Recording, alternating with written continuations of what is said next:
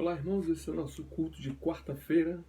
Continuando nossa série de mensagens no livro de Neemias, já convide os nossos irmãos, já convide o seu amigo que precisa de uma palavra aí sobre reconstrução.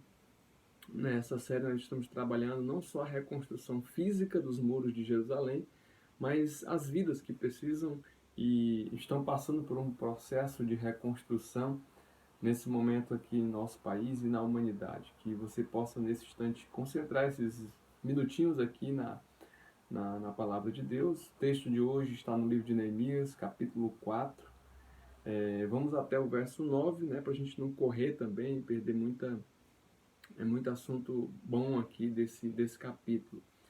Antes de começar, só lhe avisar que o nosso culto próximo domingo, dia 20, volta a ser no horário das 18 horas. Você vai ter que se inscrever na sexta-feira, nós vamos colocar o link para que você possa fazer a inscrição. Nós não vamos ainda ter a capacidade máxima, mas as recomendações são as mesmas. Se você tiver com algum tipo de resfriado, gripe, seja de qualquer tipo, não vá, tá? Deixe para as pessoas que estão saudáveis. E o grupo de risco também evite de estar participando desse culto. Mas, no mais, inscreva-se lá e venha participar, quem puder aí, no dia 20, 18 horas, nosso culto, próximo domingo. Vamos lá, vamos para a palavra de hoje, no livro de Neemias, capítulo 4, do 1 ao 9, diz assim o texto: Quando Sambalate soube que estávamos reconstruindo o muro, ficou furioso. Ridicularizou os judeus e, na presença de seus compatriotas e dos poderosos de Samaria, disse: O que aqueles frágeis judeus estão fazendo? Será que vão restaurar o seu muro? Irão oferecer sacrifícios? Irão terminar a obra em um só dia? Será que vão conseguir ressuscitar pedras de construção daqueles montes de entulho e de pedras queimadas?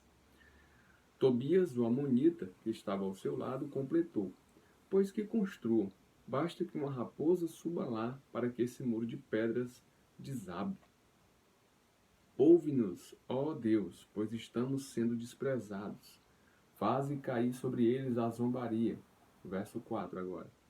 E sejam eles levados prisioneiros como despojo para outra terra. Não perdoes os seus pecados, nem apague as suas maldades, pois provocaram a tua ira diante dos construtores. Verso 6. Nesse meio tempo fomos reconstruindo o muro até que em toda a sua extensão chegamos à metade da sua altura, pois o povo estava totalmente dedicado ao trabalho. Quando, porém, Sambalate, Tobias, os árabes, os amonitas e os homens de Asdod souberam que os reparos nos muros de Jerusalém tinham avançado e que as brechas estavam sendo fechadas, ficaram furiosos. Todos juntos planejaram atacar Jerusalém e causar confusão. Mas nós oramos ao nosso Deus e colocamos guardas de dia e de noite para proteger-nos deles. Vamos orar. Altíssimo Deus, Criador dos céus e da terra, eu te louvo pela graça e pela oportunidade que o Senhor nos dá de, mesmo com tantas dificuldades que estamos passando, poder ter a oportunidade de testemunhar do amor de Deus, falar da graça de Deus, de como a Bíblia ela serve para qualquer momento e para qualquer ocasião que vivamos e que o mundo vive. Essa palavra foi escrita há milhares de anos e continuamos tirando grandes lições para o nosso dia a dia. Nos abençoe e nos faz mais uma vez aprender com essa palavra, em nome de Jesus. Amém. Vamos lá, gente.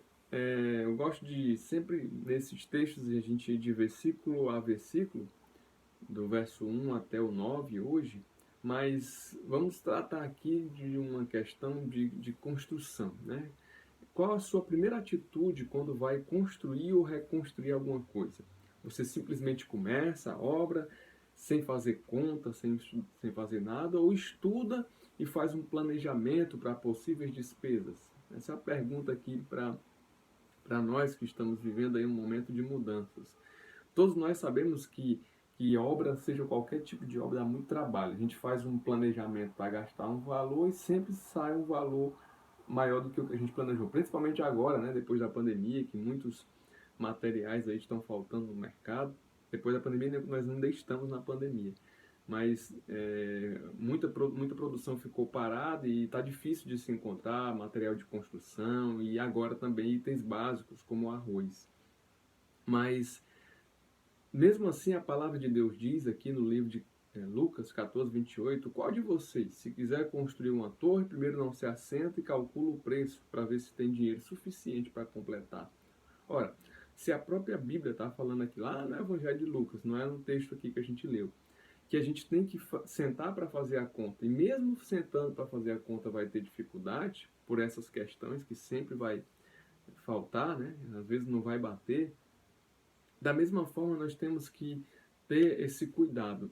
Mas aqui Neemias nos acrescenta algo mais. Ele acrescenta a oração. Perceba que mesmo depois de começada a obra, Neemias não deixou de orar para que Deus protegesse, para que Deus cuidasse dos trabalhadores, para que Deus mantivesse tudo acontecendo no devido tempo e eles não fossem atrapalhados nessa reconstrução. Neemias ele acrescenta essa atitude de oração porque ele era um servo de Deus e sabia que toda a vida dele estava pautada em servir a Deus. E por ser uma obra exclusivamente de Deus, ele resolveu incluir no antes, durante e depois da obra, quando ele vai consagrar a obra posteriormente. Então ele começou a orar ainda lá no palácio do rei. Depois ele passou 3 dias rodeando a cidade, fazendo um planejamento. A gente viu lá no Neemias, capítulo 2, verso 11. E depois que ele começou a obra, quando ele mostrou as pessoas e conseguiu juntar pessoas para ajudar nessa obra. Mesmo sabendo das dificuldades provenientes da própria obra, ele foi mais além e se preparou contra os inimigos, que é o texto que a gente vai ver hoje. A oposição à reconstrução ela foi grande, porque além da inveja que existia dos outros povos, essas duas pessoas citadas aí, Sanbalat e Tobias, foram duas pessoas que lideraram, digamos assim, um avante contra a reconstrução. Talvez por medo, né, do crescimento novamente desse povo. Ele era o povo de Deus, temido povo de Deus, que estava sofrendo as consequências da desobediência. Mas agora Deus autoriza o povo a voltar. E quando Deus autoriza, seja qualquer coisa, não há quem possa atrapalhar, não há quem possa destruir aquilo que Deus planejou. A obra é de Deus, a sua vida está nas mãos de Deus.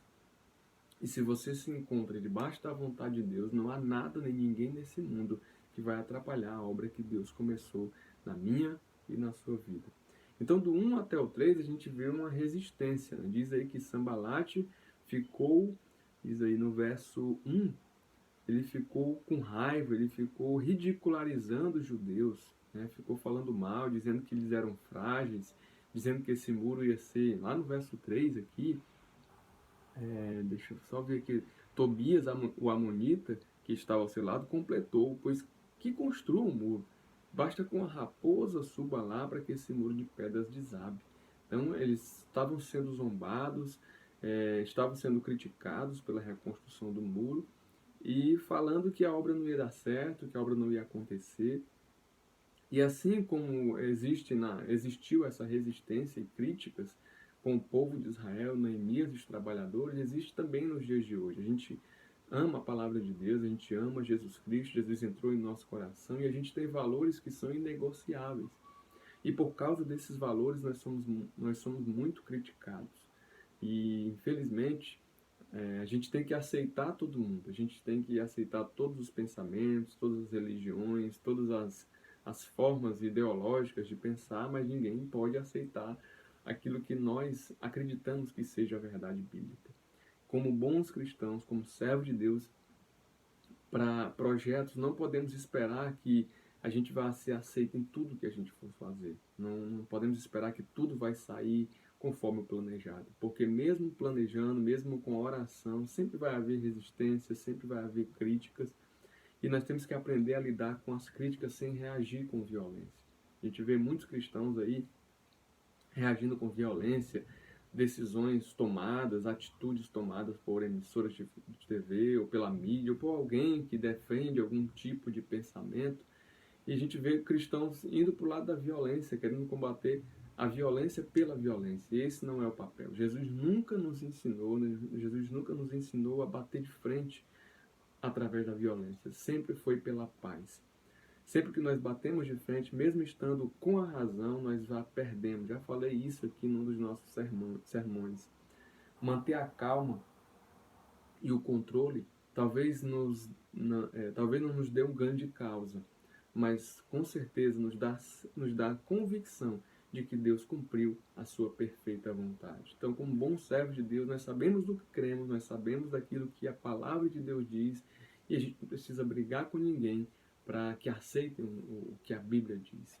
Porque, na verdade, o que Jesus fez, a mudança que ele fez em nosso coração, é para ser vista como nós mesmos temos que ser exemplo para esse mundo e não querer empurrar os pensamentos que nós acreditamos que está na Bíblia, que são os pensamentos de Deus, que são os valores de Deus. No verso 4 e 5, nós vemos a resposta de Neemias a essa intervenção, a essa resistência. Ele diz assim: ouve-nos, ó Deus, pois estamos sendo desprezados. Faze cair sobre eles a zombaria. A oração de Neemias é muito sincera, né? Senhor, estão zombando de nós, façam com que eles sejam zombados. É uma oração muito sincera. Às vezes a gente faz uma oração com medo do que Deus vai dizer, e Neemias foi muito sincero aqui na oração. O pedido de Neemias revela que, por ser a obra de Deus e não dele, a intervenção divina era necessária naquele momento. Essa oração também revela que Deus quer sinceridade em nossa conversa com Ele. Deus fará as correções necessárias no nosso pedido. Então, mesmo fazendo um pedido até meio estranho para a gente, ele diz assim: e que eles sejam levados prisioneiros como despojo para outra terra. Não perdoe os seus pecados, nem apague as suas maldades. Olha só como é que é a oração de Neemias. Pois provocaram a tua ira diante dos construtores. Então, Neemias faz uma oração forte, né, dizendo para que Deus puna de forma, digamos assim, poderosa esse povo por estarem atrapalhando a obra de Deus.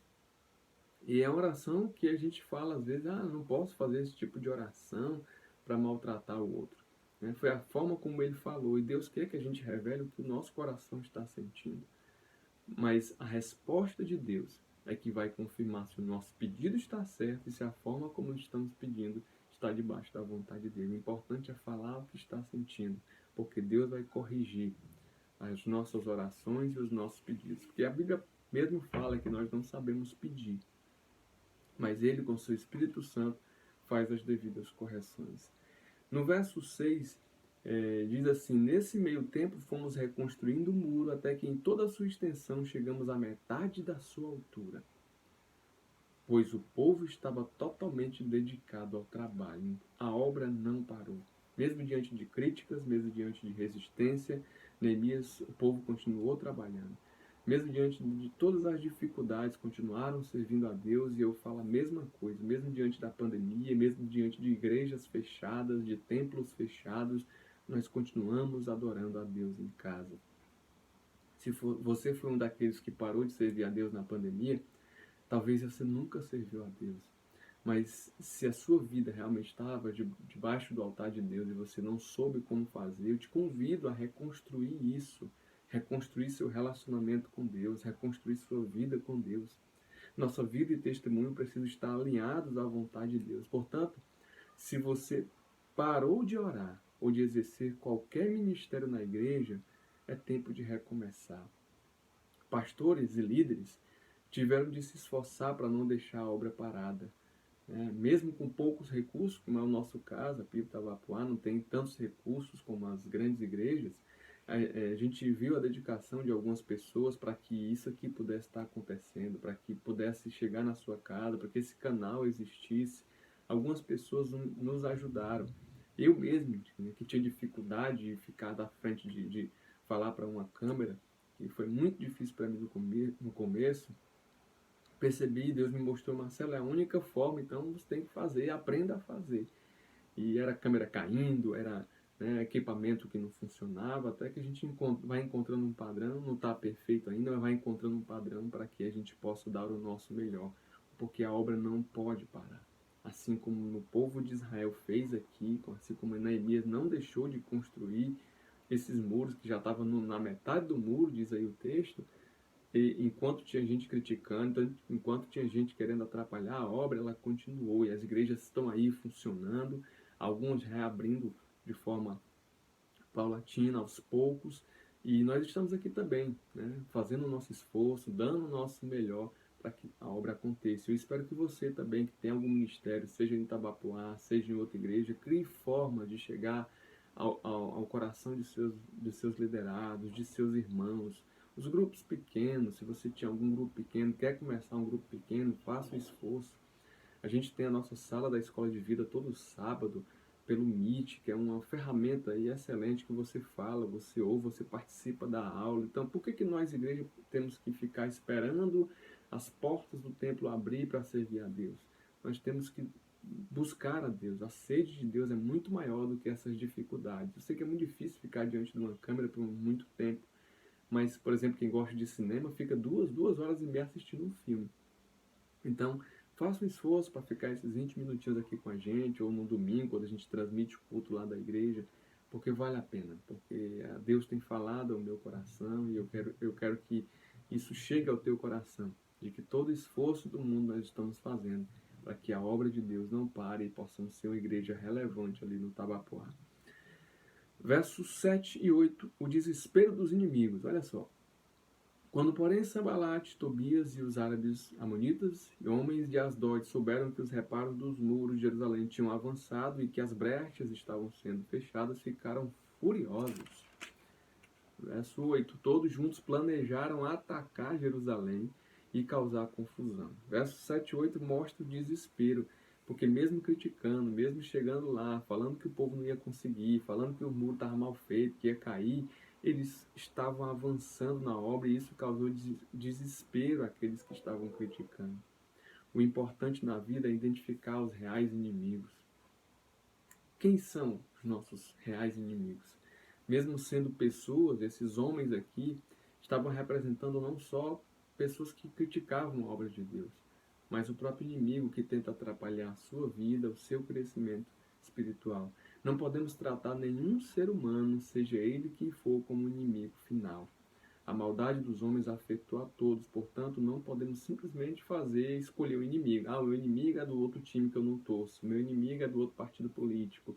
Não crie inimigos, porque eles são seres humanos. E Jesus não nos ensinou para ser inimigos de ninguém. Porque se existem inimigos que devemos combater, são os inimigos da cruz de Cristo. E esses inimigos só se combate com jejum e com oração, com amor, que somente Jesus, através do seu grande amor, morrendo por nós, foi capaz de calar a boca daqueles que o criticavam, daqueles que diziam que ele não era filho de Deus, daqueles que diziam que ele não iria ressuscitar, daqueles que diziam que a igreja ia acabar e que até hoje milhões e milhões de pessoas no mundo estão com a Bíblia na mão, dizendo que aquele sacrifício na cruz não foi em vão. Foi por mim e por você que permanecemos aqui, mesmo com todas as dificuldades do mundo, para nos reunir, para conversar, dizer a este mundo que existe salvação para ele. E a salvação não está na medicina, não está num líder que vai salvar o mundo. A salvação está em Cristo Jesus. E a nossa vida é reflexo disso. Porque não importa se essa doença tirou vidas, as vidas que foram levadas, que tiveram um encontro com Jesus, estão aguardando um local bem melhor do que nós, esperando o encontro com o Senhor. E nós, enquanto vivos, estamos aqui dizendo que a morte não é o fim. Que mesmo você que perdeu algum ente querido, saiba, se ele teve um encontro com Deus, ele tem um local que não há dor, vai estar num local que não há dor, que não há choro, e que vai viver eternamente ao lado de Deus, sem sofrimento, que nós continuaremos passando aqui nessa terra. A Bíblia diz em Efésios 6:12, a nossa luta não é contra pessoas, mas contra poderes e autoridades, contra os dominadores deste mundo de trevas, contra as forças espirituais do mal nas regiões celestiais. Estes são os nossos inimigos. Quando Neemias fez a oração para que a maldade deles voltasse contra eles, na verdade ele estava pedindo para que a justiça de Deus fosse feita, para que aquela obra que era de Deus não fosse atrapalhada por ser humano nenhum. E a gente sabe que nenhum ser humano é capaz de atrapalhar a obra que Deus já escreveu e está na Bíblia Sagrada para toda a humanidade. Quem crê em Jesus Cristo será salvo. E é assim que a palavra diz. E, para finalizar, no verso 9, oração e ação. Neemias 4:9. Todos juntos, verso 9. Mas nós oramos ao nosso Deus e colocamos guardas de dia e de noite para proteger-nos deles. Veja que, mesmo acrescentando a oração ao seu projeto e à sua reforma, Neemias e o povo seguiu a obra sem paralisações.